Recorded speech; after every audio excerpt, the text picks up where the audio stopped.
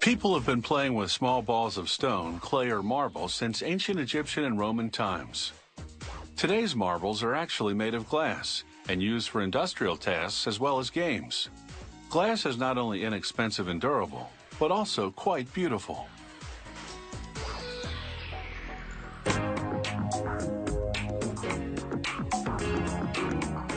To make marbles, this company melts recycled glass with marbles made earlier, but rejected for being the wrong size.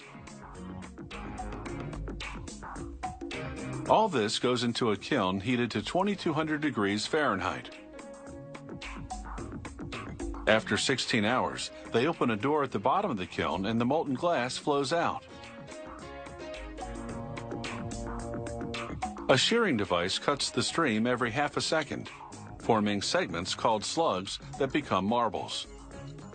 To make different sized marbles, they adjust the device to cut at shorter or longer intervals. The slugs slide down chutes landing between grooves on spinning cast iron rolls. The spinning keeps the slugs from sticking.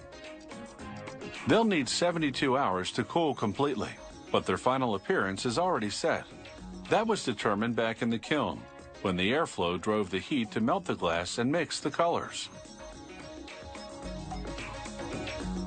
These channels separate the good from the bad.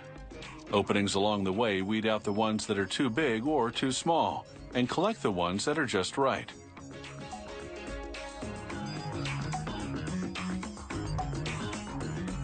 More intricate marbles are handmade.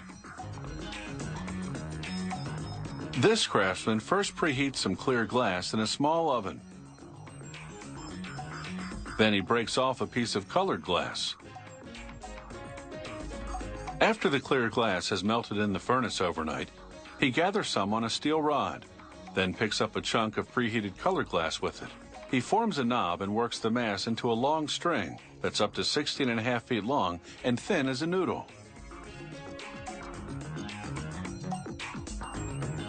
He'll use them in various colors to decorate the clear glass cores of the marbles. He gathers a clump of melted clear glass on the rod and shapes it with wet newspaper, which won't stick to hot glass. After shaping the end, he rolls the clump on several preheated colored glass strings.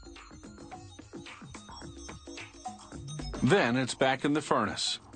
He repeats these steps up to 3 times and rolls the clump on a metal table to even out the surface between each trip to the furnace. Then he adds a layer of clear glass on top. With another tool now, he stretches the clump to about 1.5 feet long. He'll use this to make several cores. To make the second layer of the core, he rolls a 2-inch long segment onto colored glass slivers called ribbons. After rolling them in the furnace to melt them, he flattens the ribbons with pliers and snips off the excess at the ends.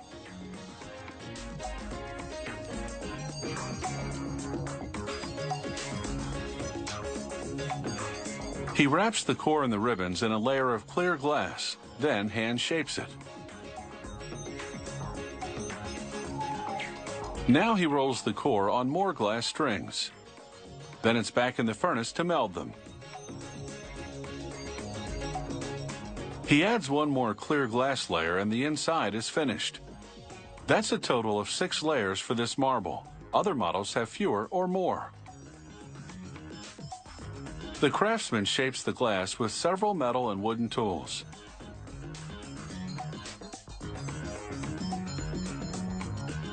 He measures the diameter with metal calipers and gradually sculpts a sphere. He'll make up to 5 marbles from this segment, ranging up to the size of a golf ball. After scoring the glass with a knife, he places it in the open end of a pipe to hold it. Then he gently taps the rod, which breaks the glass and releases the sphere.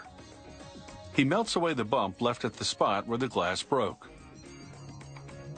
Next, the marble goes into an oven at 986 degrees Fahrenheit. The oven slowly cools overnight to strengthen the glass. Clearly a cut above, this eye-catching handcrafted marble is already an object of art.